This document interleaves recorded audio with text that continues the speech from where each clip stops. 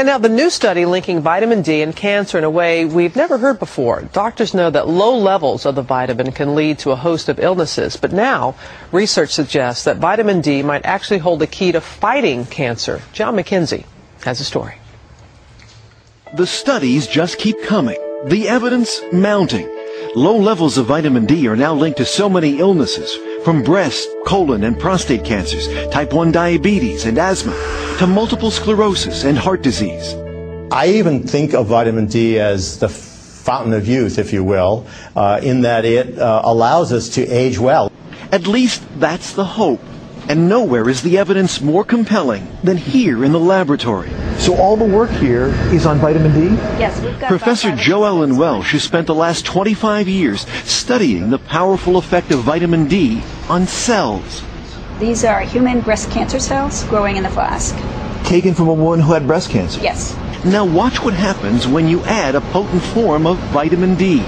Within just 4 days, half those cancer cells are dead. It looks like the cancer cells have basically shriveled up and died. The longer they're treated with vitamin D, the more of an effect we see.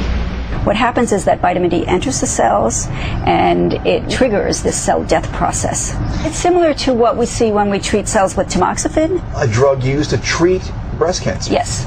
That's amazing. It is amazing. It's a very dramatic effect. That was just the beginning. Researchers here then took human breast cancer cells and injected them into mice.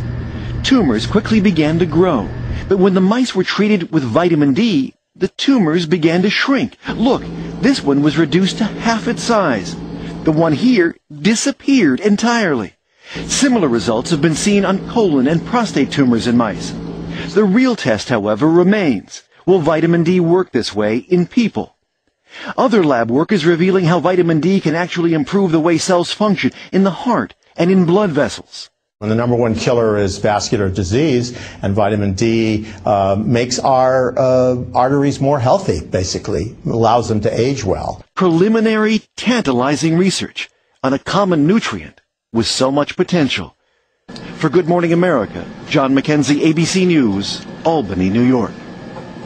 And Dr. Richard Besser joins us now with more on this. We heard John McKenzie just use the word tantalizing research. What do we know for sure about this? You know, I think it is tantalizing, but it's a long road from a lab study that shows vitamin D killing cells in a petri dish and curing a mouse to something that would work in people.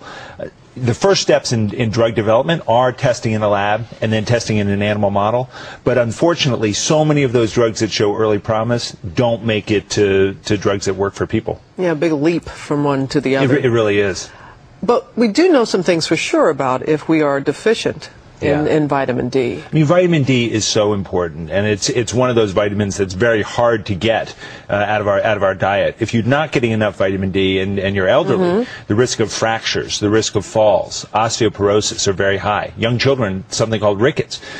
So it is important. Strength plays a role with vitamin D. I just saw my doctor last week, and she suggested that when I see my GP, to be tested, see what my level for vitamin D. But not everyone should be tested for this. The current recommendations are not that everybody get tested for vitamin D deficiency. If you're in a risk group, so if you have kidney disease, if you're clearly somebody who's had fractures, then vitamin D testing is important. I think for other people, making sure you're getting a source of vitamin D is more important than even having that test. The sun? It is sun, and you know, we don't want people to get skin cancer. No, look out! There's a little sun out there today. Not much. There is, but your body will use it from the winter, from the summer during the winter. All right, Rich. Thanks so much, and we have more info on our website, abcnews.com.